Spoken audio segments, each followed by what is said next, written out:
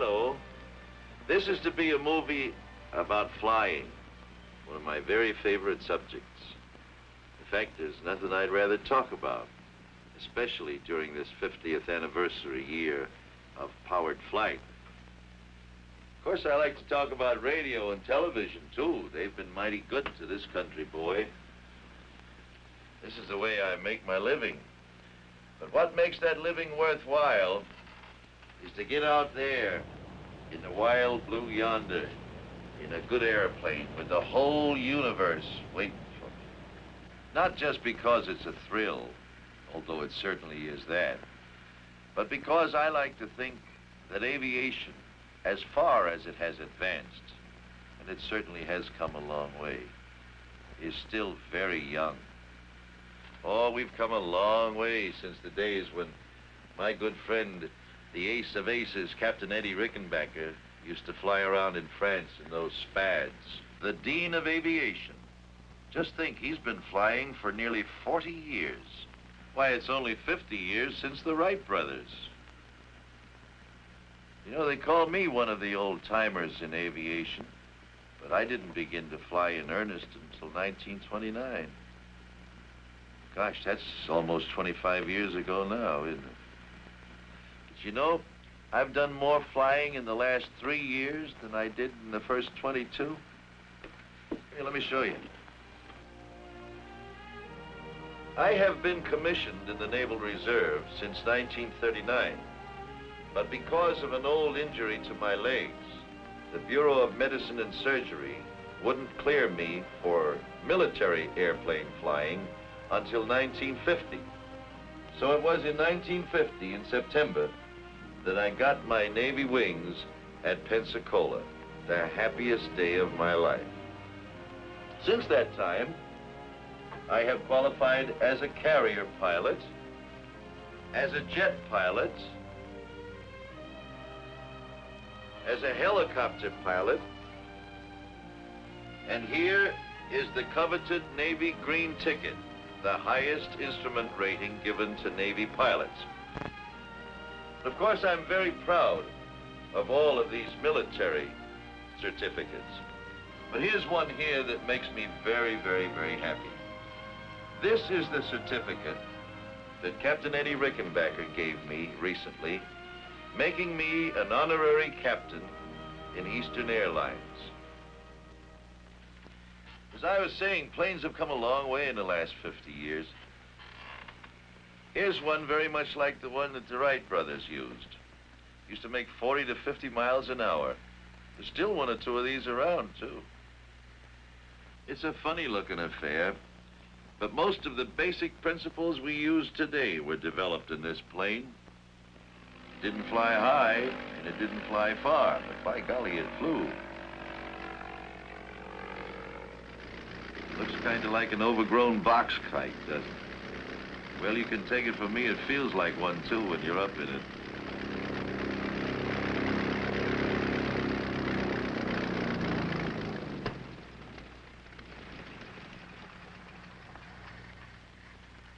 You've heard the expression, flying by the seat of your pants? Well, this is where it came from. Sitting in this old bucket seat right here. See, the Wright brothers had no instruments of any kind, except a little old oil gauge down here. It tells you got some oil pressure back there. And this stick, this column, and this wheel is exactly the same as we have in the big airliners of today. When I push the stick forward, notice that flipper comes down, it pushes the tail up and the nose down. Vice versa this way. Want to drop the right wing, do it this way. Left wing this way. And here are the rudder bars that work the rudders in the tail. You see, the principles were the same then as they are today. No difference. Here is a model of a Spad, the airplane that Captain Eddie Rickenbacker flew in World War I, only 10 or 12 years after the Wright brothers' first flight.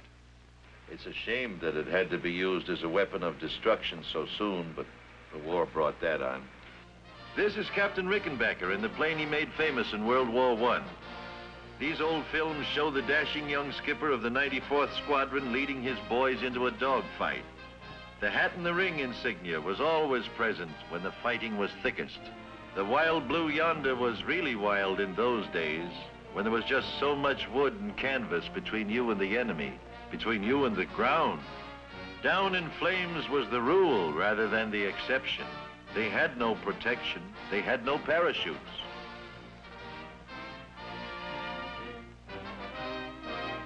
Yes, they paid a high price, but it was through Captain Rickenbacker's exploits in World War I that the terrific fighting power in the airplanes was made known to man. This little Spad carried a very powerful engine for those days and often flew up to 135 miles an hour straight down.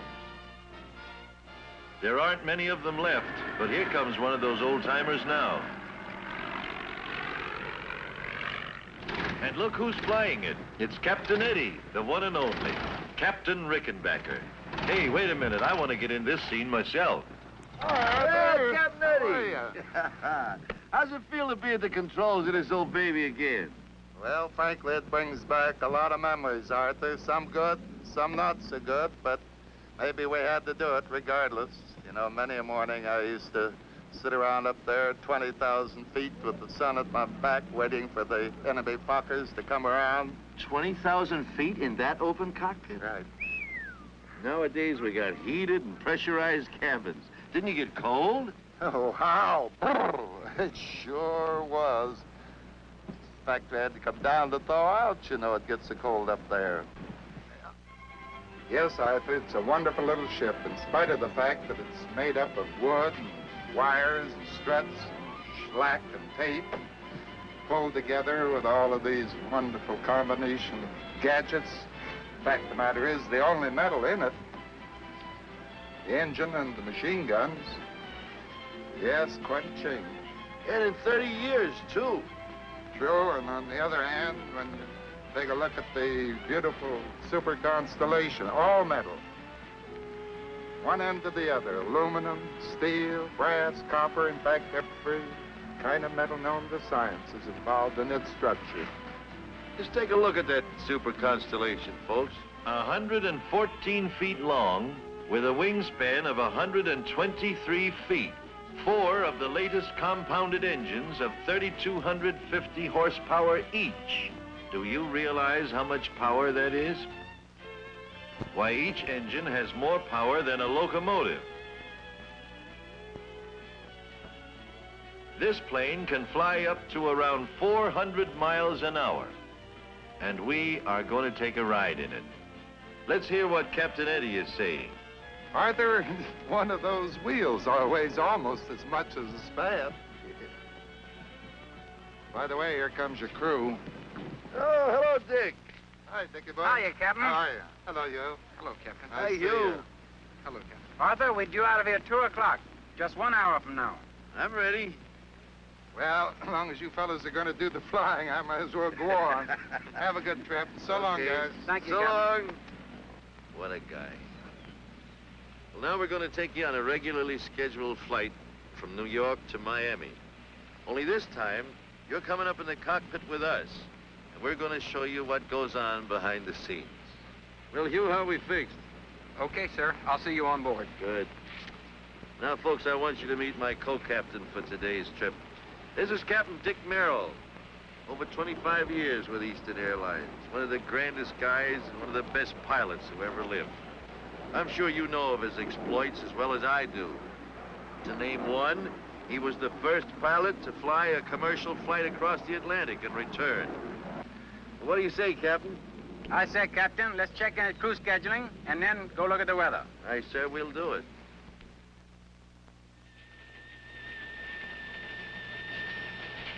Oh, boy, look at that beautiful high. Yeah, but look at this front back here. See, how fast is that front moving?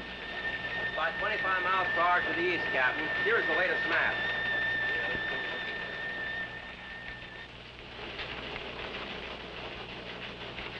Good. Thanks, Henry. Dick, let's fly down to 22,000. Sounds like a good altitude to me, Arthur. I'll go in and make out the flight plan. Okay. In this room, they get weather reports every hour on the hour from weather stations scattered all over the United States and Canada. Here you are, sir. Hi, Dick. Flight 601, proposed 1400. The dispatcher's office is the central intelligence for all aircraft. They know where every plane is every minute. On this big board, the clerk notes the position of each plane en route, as reported by radio, and the time due at the next checkpoint. We fill out our flight plan with the dispatcher, giving our exact route of flight, the altitude, the amount of fuel, and so forth. A copy of this will be filed with the Government Airways Traffic Control. Here you are, sir. How does that look to you? The dispatcher gives us official clearance, and we're on our way. Everything okay, you? The ship is ready, sir. 88 passengers, Captain. Gross weight 112,000 pounds. Another full load, eh? Thanks, Al. That's what I like to see. Now, for you folks who've never been up on a flight deck before, this is it. The captain and the pilot have the flying controls at their fingertips at all times. While over here, the engineer is very busy with the engine instruments. These are the throttles, just like the accelerators on your car, one for each engine. 2, 3, 4. This is the control column. And with it, you fly the airplane. To the right, to the left, down, up, and here are your rudder pedals down below. The airspeed indicator shows just that, how fast we are going through the air. The altimeter tells us how high we are. This vertical speed indicator tells us our rate of climb or descent. The automatic direction finder? Well, that's just what its name would imply. It points to where we want to go when we tune in a radio station with it. This is the flux gate compass. And this one is the old reliable magnetic compass, just like Columbus had when he came over here. This is the omni-range bearing indicator. This is the localizer and glide path indicator, about which we'll talk a little bit more later.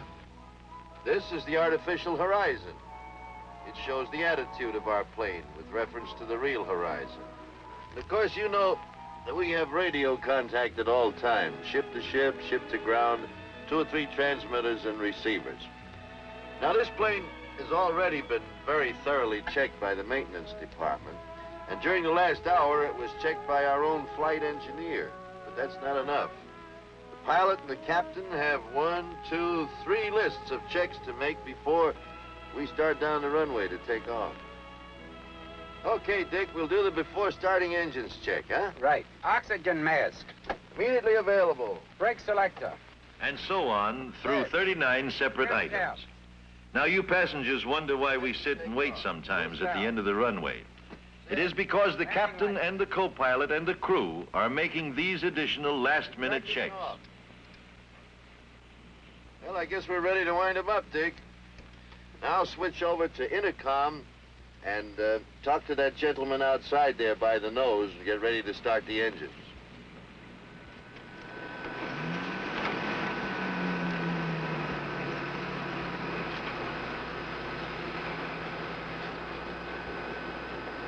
Ground to cockpit. Clear to start. Ready to start. Start 3. Turning 3.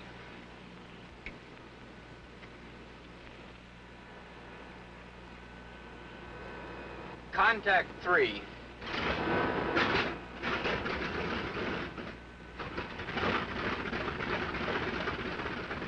Clear to start 4. Start 4. Turning 4.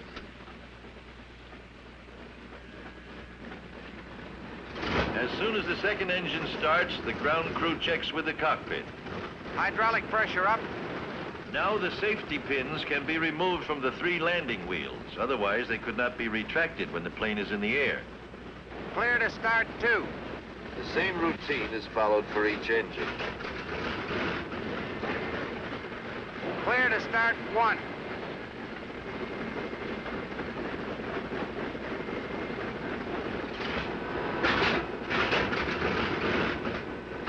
When the engines are all turning, the cockpit team goes through another checklist routine.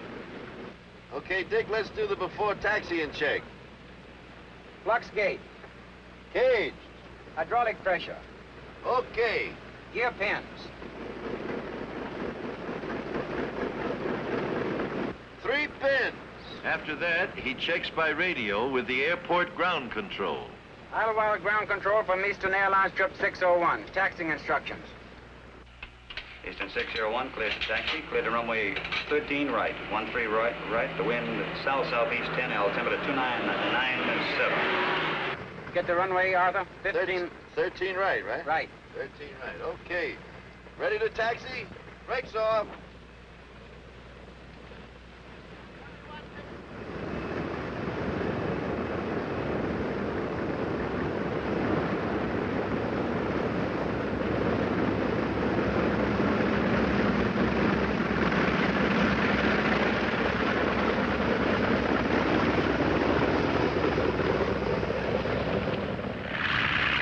Ground control having given us permission, we taxi over to the warm-up block.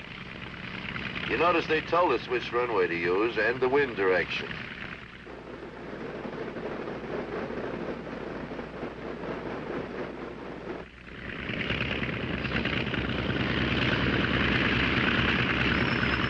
At the warm-up block, we go through the next, or before takeoff check. Trim tabs. Set. Flight instruments. Okay. Fitted heaters. Off. Mixtures.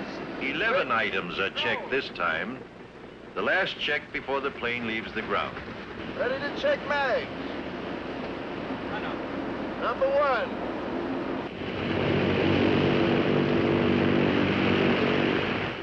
Left.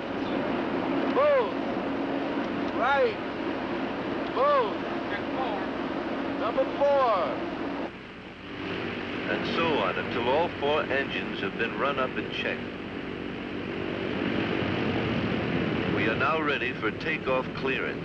Idlewild ground control from Eastern 601. Ready for clearance. Roger, Eastern 601, cleared for takeoff. All right, brakes off.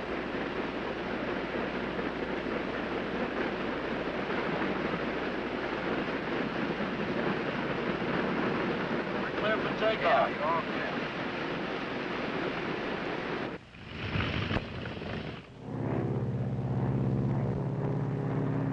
Here we go. Ready for takeoff. Takeoff power. Takeoff now.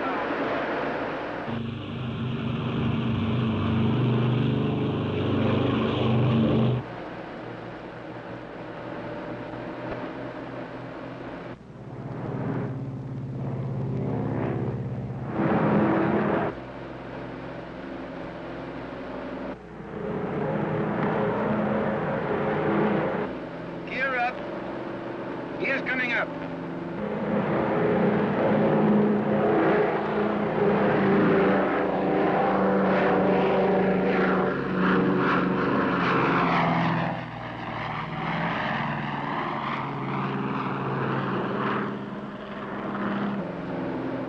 There you are. See how easily she wanted to get off? Big as this Super Connie is, she wants to fly right on off of there.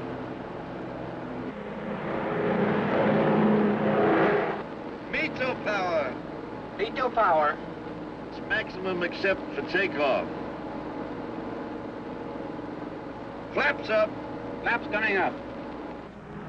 Flaps are extensions of the wing area used to give more lift during the slower speeds of takeoffs and landings. They withdraw in flight for greater speed. Climb power. Climb power.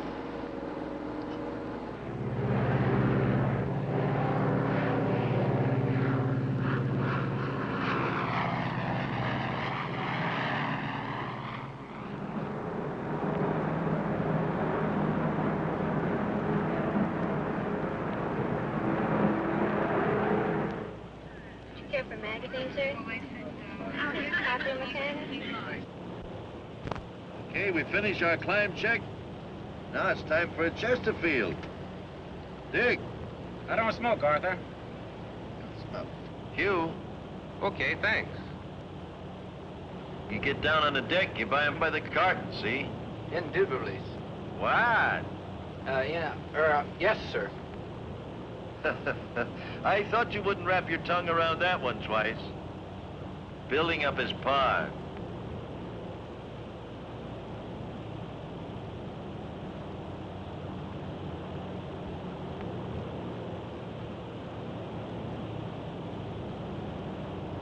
Oh, boy, this is the life. Hey, there goes that northbound Silver Falcon.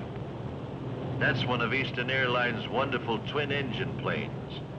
The new type that has superseded the beloved old DC-3.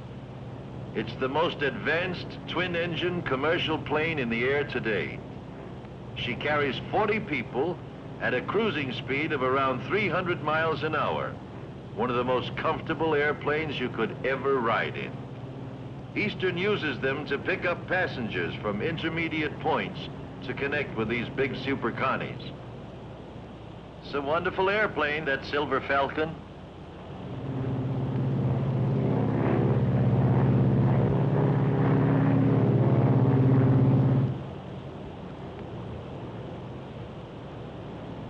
Smells like the girls are getting ready to serve dinner back there.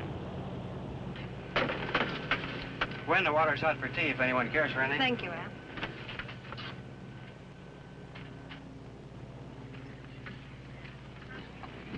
Would you like some dinner, sir? How about you, hon? Oh, this looks delicious.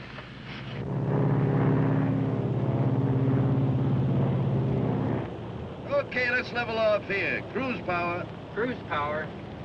Now, people often ask me, I can figure out how you do this in good weather and over land, but how do you navigate when you're up over the clouds and over the ocean? Well, honestly, it's so simple, I hate to tell you. Well, for direction, we have the compass, the automatic direction finder, and the Omni range receiver. Let me show you how that works. Dick, take over for a minute, will you? Look, let me show you how it works.